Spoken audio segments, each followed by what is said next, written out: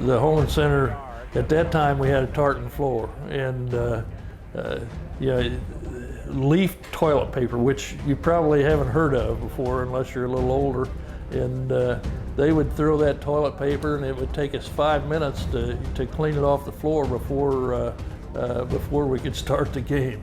But it was really good. And then we had a guy that would, they called him Boothead, and he would sit in the front row and just heckle the other team, and it was really a lot of fun. It was good.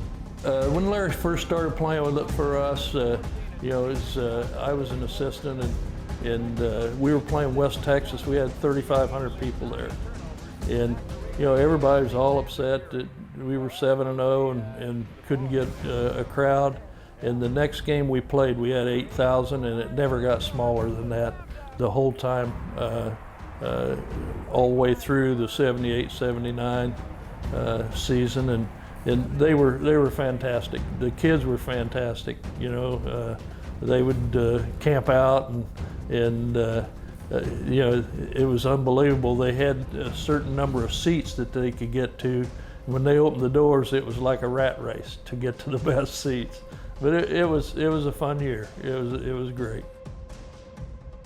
See, that year there were only 48 teams in the NCAA tournament, and I think that probably caused them to want to expand to 64.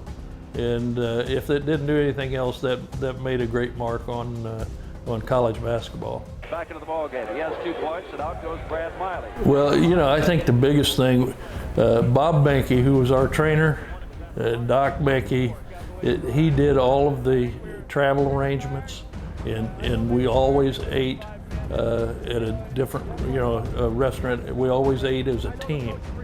And when we got to the Final Four, we weren't able to do that, and I think that really hurt us. I think that really hurt us, but that was one of the things that I think helped our camaraderie and kept us together as a unit. And with playing just 5 men, the ball fatigue may be a factor. Shots are short. Nick. No harm, no foul. Gilbert makes it 57.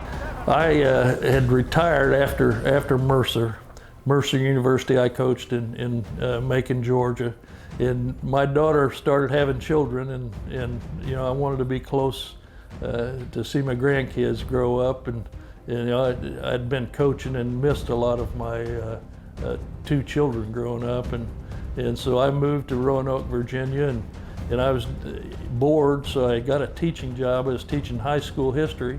And of course, my daughter got me back into coaching. You know, their coach retired, and she came home and told me, "Pop, I volunteer you to coach our team because we don't have a coach." And so I coached high school and taught, and then finally retired from that when my daughter moved to North Carolina and then Florida. And of course, I moved where they moved, and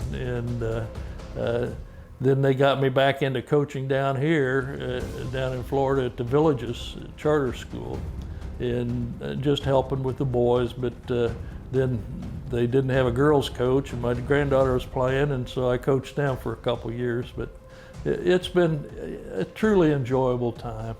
And now I've retired again. No more coaching. I'm just playing golf 5 days a week, and I think I can handle Brad Miley now.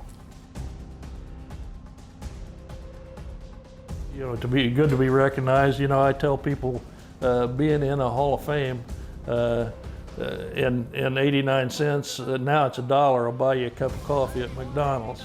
But, you know, it'll be enjoyable going back to Terre Haute. Terre Haute's one of the greatest places I've ever lived. Other than the snow, I would still live there. But it's really a testament to the players that played for you. They called me and told me that I had been nominated to be inducted into the Hall of Fame. My first question was, did President Landini die? And the assistant AD started laughing. He says, as a matter of fact, he has.